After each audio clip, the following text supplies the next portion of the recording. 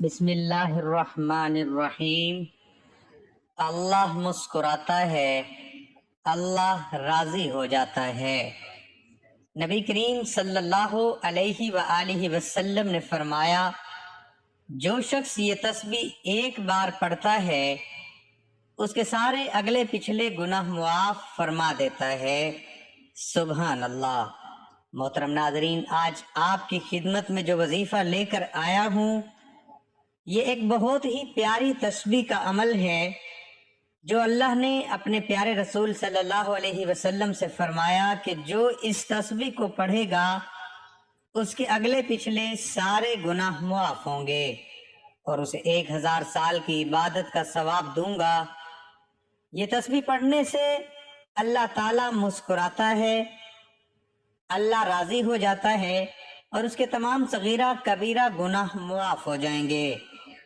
اس کے لیے قبر کی منزلیں آسان ہو جائیں گی، اس کی مشکلات دور ہو جائیں گی، خدا اس پر سلامتی اور رحمت نازل فرمائے گا۔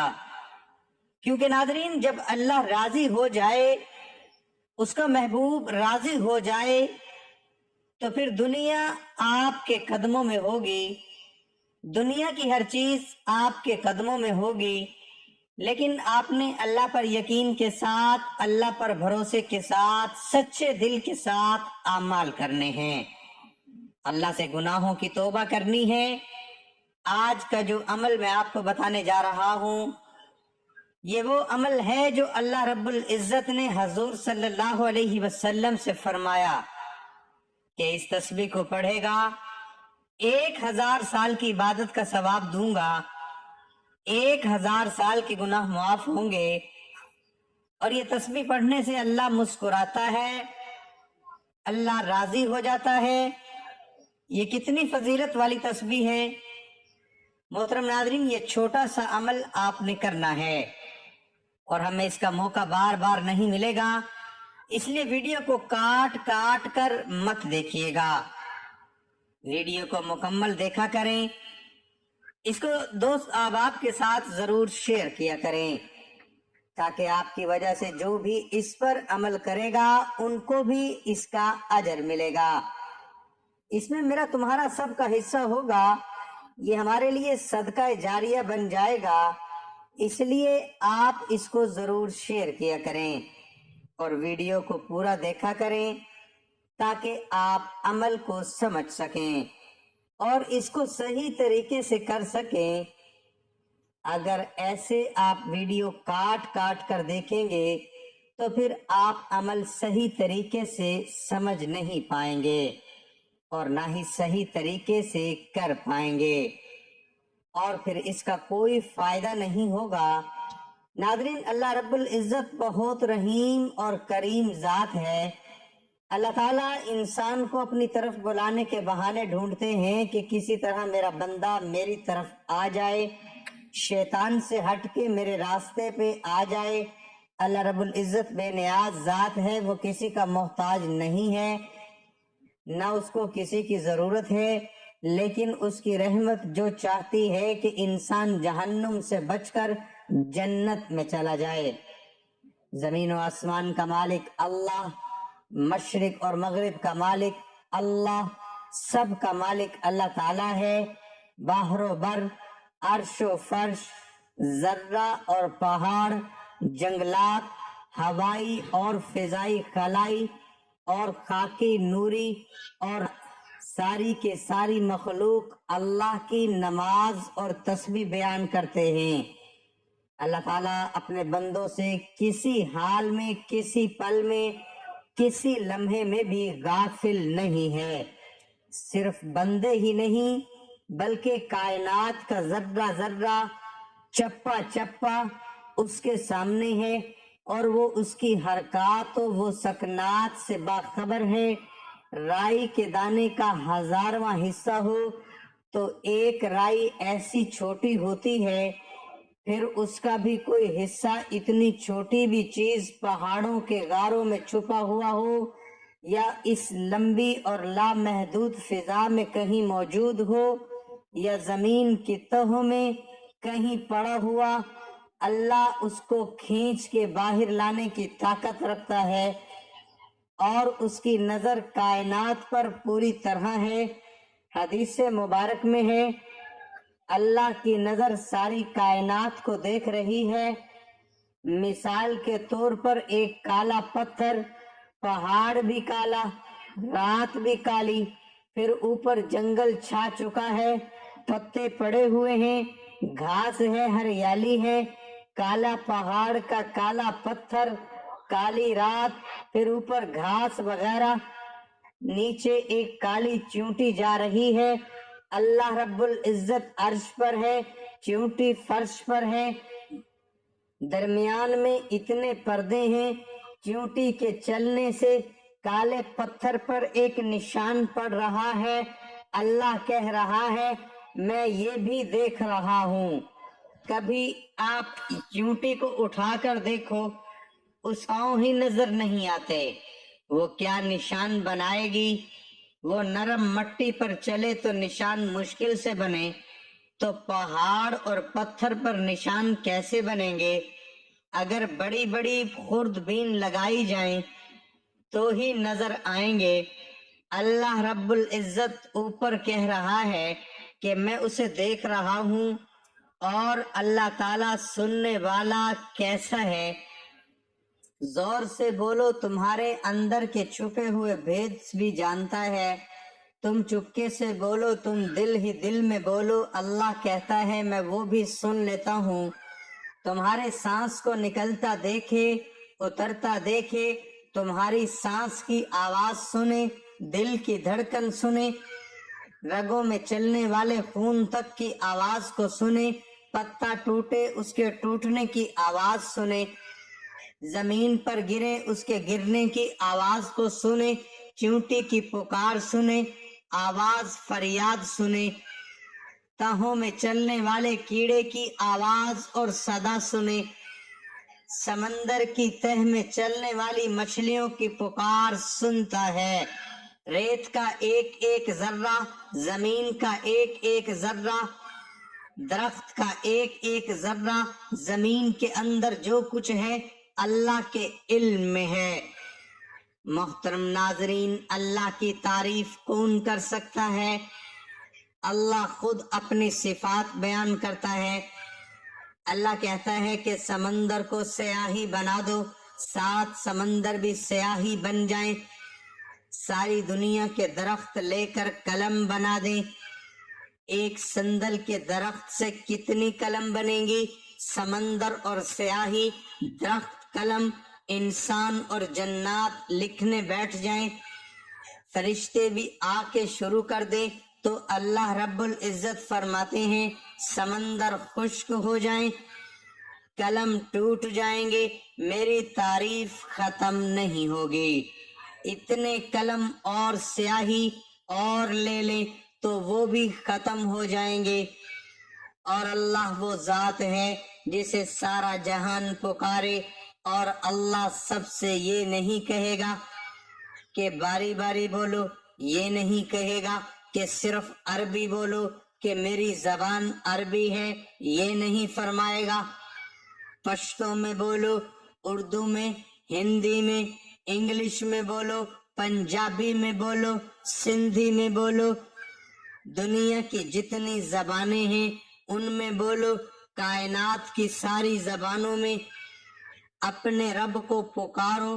وہ فرماتا ہے میں تمہارا وہ سننے والا رب ہوں کہ مجھے تمہاری باری لگانے کی ضرورت نہیں، میں تم سب کی چیخو پکار کو الگ الگ سنوں گا، جو ہوگا تم سب کا اکٹھا بولنا، مجھے غلطی میں نہیں ڈالے گا کہ فلاں نے کیا لفظ بولا، فلاں نے کیا کہا، میں سب کی بات الگ الگ سن سکتا ہوں۔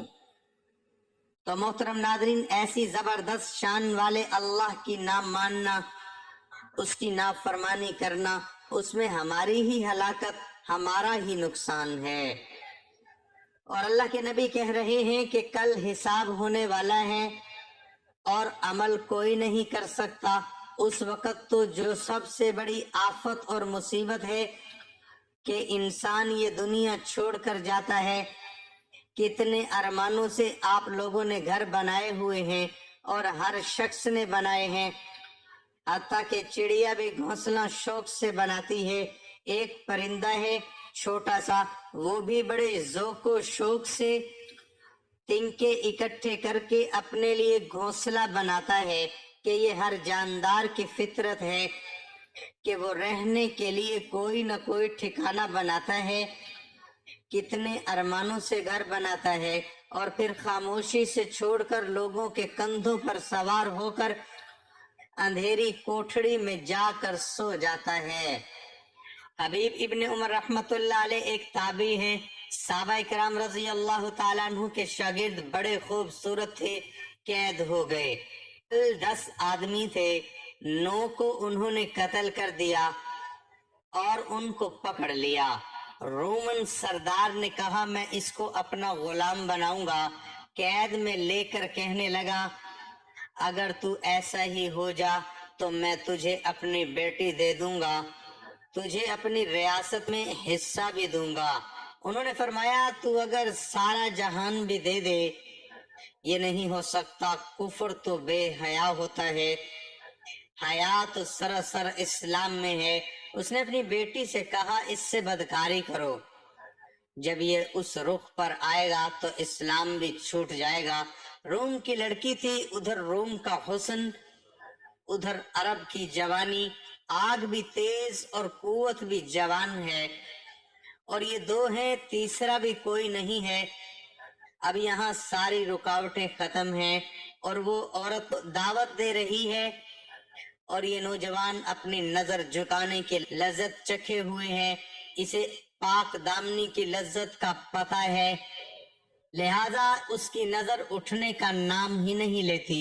اس نے سارے جتن کر مارے، اپنے حسن کا ہر تیر آزمایا، اپنے مکر کا ہر جال پھینکا، لیکن پاک دامنی کی تلوار نے ہر جال کی ہر تار کو توڑ دیا اور ہر تیر کو بیکار کر دیا۔ آخر 3 دن کے بعد اس نے ہتھیار ڈالے، کہنے لگی اللہ کے بندے یہ تو بتا تجھے روکتا کون ہے؟ آج تیرا 3را دن ہے، تو نے مجھے نظر اٹھا کر نہیں دیکھا، روکنے والا کون ہے؟ اس نے کہا مجھے روکنے والا وہ ہے جو نہ سوتا ہے نہ اونگتا ہے، جو مجھ سے غافل نہیں میں اس سے غافل ہوں، وہ میرا رب ہے جو عرش پر بیٹھا ہے، عرش پر بیٹھا مجھے دیکھ رہا ہے کہ میری محبت غالب آتی ہے یا شہوت غالب آتی ہے، مجھے آگے کرتا ہے یا شیطان کو آگے کرتا ہے۔ اے لڑکی مجھے میرے رب سے حیا آتی ہے، اس لیے میں نے اپنی طاقت کو روک رکھا ہے۔ وہ باہر نکل کر اپنے باپ سے کہنے لگی آپ نے مجھے کس پتھر کے پاس بھیجا، کس لوہے کے پاس بھیجا جو نہ دیکھتا ہے نہ کھاتا ہے، میں کہاں سے اسے گمراہ کروں؟ محترم ناظرین، اللہ تعالیٰ کی ذات کا ڈر اور خوف انسان کو اس حد تک لے جاتا ہے کہ آج ہم کیا کر رہے ہیں یہ ہمیں سوچنا ہوگا۔ حضرت سلیمان فارسی رضی اللہ تعالیٰ عنہ کو کون نہیں جانتا؟ حضرت حسن بصری رحمت اللہ علیہ نے فرمایا اگر تمہارا دشمن اللہ کا نافرمان ہے تو تجھے بدلہ لینے کی کوئی ضرورت نہیں، اللہ تعالیٰ خود اپنے نافرمان کا بدلہ چکائے گا۔ جو عبرت ناک طریقے سے قبر اس کا حشر کرے گی، ساری دنیا کے انسانوں کو اس کے آنے والے دن سے بچانا ہے اور اپنے آپ کو بھی بچانا ہے، گرمی سردی سے بھی بچانا ہے، یہ حقوق کا معاملہ ہے۔ لیکن اپنے آپ کو جہنم کی آگ سے بچانے کے لیے اللہ نے فرمایا، جس کا ترجمہ جس آگ کا ایندھن ہم اور آپ ہیں۔ اس آیت کو سننے کے بعد حضرت سلیمان فارسی رضی اللہ تعالیٰ عنہ روتے ہوئے باہر نکلے، 3 دن غائب رہے اور کسی کو نہیں ملے۔ نبی کریم صلی اللہ علیہ وسلم نے فرمایا ان کو تلاش کرو۔ جب تلاش ہوئی تو پہاڑ میں بیٹھے ہوئے تھے، سر پر مٹی ڈالی ہوئی تھی اور رو رہے تھے۔ اس آگ کی حالت کیا ہوئی جس کا ایندھن انسان اور پتھر ہیں؟ ان کو پکڑ کر آپ صلی اللہ علیہ وسلم کی خدمت میں لایا گیا۔ تو فرمایا کہ اس آیت نے مجھے بے قرار کر دیا۔ آپ صلی اللہ علیہ وسلم نے فرمایا آپ ان میں سے نہیں ہیں۔ سلیمان فارسی رضی اللہ تعالیٰ عنہ تو وہ ہیں جس کو جنت خود ہی چاہتی ہے، جس کو جنت چاہے وہ جنگلوں اور پہاڑوں میں نکل جائے، اور جس کو کچھ پتہ ہی نہیں جنت اور جہنم کا، وہ مزے کی نیند سو جائے۔ ایک صحابی تہجد کی نماز میں رو رہے تھے کہ اللہ جہنم کی آگ سے بچا۔ کسی نے آ کر دیکھا اور فرمایا ارے بھائی تو نے کیا کر دیا؟ تیرے رونے کی وجہ سے آسمان میں صف ماتم بچھی ہوئی ہے، تیرے رونے نے فرشتے کو بھی رلا دیا ہے۔ ایسا درد اور غم ان کے اندر اتر گیا تھا، اور آج ہم کو 5 وقت نماز پڑھنے کی بھی ہمت نہیں ہوتی، کیونکہ ہمارے دلوں کے اندر اللہ کا ڈر اور خوف نہیں۔ جو لوگ اللہ سے ڈرتے ہیں وہ دنیا سے بھاگتے ہیں، اور جو دنیا کے پیچھے بھاگتے ہیں دوزخ ان کی منتظر ہے۔ ایک نوجوان نے دوزخ کا ذکر سنا اور کپڑے اتار دیے اور جا کر ریت پر لیٹ گیا اور تڑپنے لگا اور کہنے لگا اے نفس دیکھ یہ ریت کی آگ برداشت نہیں ہوتی، دوزخ کی آگ کیسے برداشت کرے گا؟ رات کو مرغا بن کر ساری رات سوتا ہے اور دن کو بیکار پھرتا ہے، تیرا کیا بنے گا؟ حضور صلی اللہ علیہ وسلم یہ سارا منظر دیکھ رہے تھے۔ فرمایا ادھر آ تجھے خوشخبری سناؤں، تیرے لیے آسمان کے سارے دروازے کھول دیے گئے ہیں، اور اللہ خوش ہو رہا ہے اور فرشتوں سے کہہ رہا ہے دیکھو میرا بندہ ایسا ہوتا ہے۔ ان کے دلوں میں اللہ کا اتنا ڈر اور خوف تھا کہ اللہ تعالیٰ خوش ہو کر فرشتوں سے فرما رہے ہیں دیکھو میرا بندہ ایسا ہوتا ہے۔ اور آج ہم اللہ تعالیٰ کی کتنی نافرمانیاں کرتے ہیں۔ اللہ تعالیٰ ہمیں اچھے اور نیک عمل کرنے کی توفیق عطا فرمائے، آمین۔ حضرت ابو دردہ رضی اللہ تعالیٰ عنہ حضور اقدس صلی اللہ علیہ وسلم کا یہ ارشاد نقل کرتے ہیں کیا میں تمہیں بہترین عمل نہ بتاؤں جو تمہارے مالک کے درمیان بہت ہی پاکیزہ ہے، ہمارے درجات کو بہت ہی بلند کرنے والا ہے، تمہارے لیے سونا اور چاندی خرچ کرنے سے بھی بڑھ کر ہے، بلکہ اس جہاد سے بھی بڑھ کر ہے جس میں تم دشمنوں کے سر قلم کرو اور وہ تمہیں شہید کرے۔ فرمایا ضرور ارشاد فرمائیے۔ آپ صلی اللہ علیہ وسلم نے فرمایا وہ اللہ کا ذکر ہے۔ حضرت معاذ بن جبل رضی اللہ تعالیٰ عنہ فرماتے ہیں اولاد آدم کو کوئی ایسا عمل نہیں جو اسے اللہ تعالیٰ کے عذاب سے ذکر اللہ سے بڑھ کر نجات ہندہ ہو سکتا ہے۔ عرض کی کیا جہاد بھی ایسا نہیں؟ ارشاد فرمایا جہاد بھی ایسا نہیں، کیونکہ اللہ تعالیٰ کا ارشاد ہے جس کا ترجمہ ہے کہ اللہ تعالیٰ کا ذکر سب سے بڑی چیز ہے۔ حسن بصری رحمۃ اللہ علیہ فرماتے ہیں حضور اقدس صلی اللہ علیہ وسلم سے پوچھا گیا کون سا عمل افضل ہے؟ ارشاد فرمایا مرتے دم تک ذکر اللہ کے ساتھ رطب اللسان ہونا۔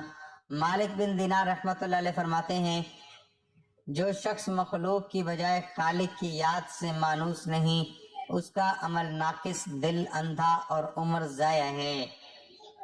حضرت انس بن مالک رضی اللہ تعالیٰ عنہ حضور صلی اللہ علیہ وسلم کا یہ ارشاد نقل کرتے ہیں کہ اللہ تعالیٰ کا ذکر ایمان کی علامت ہے اور نفاق سے بری ہے اور دوزخ سے حفاظت کا سامان ہے۔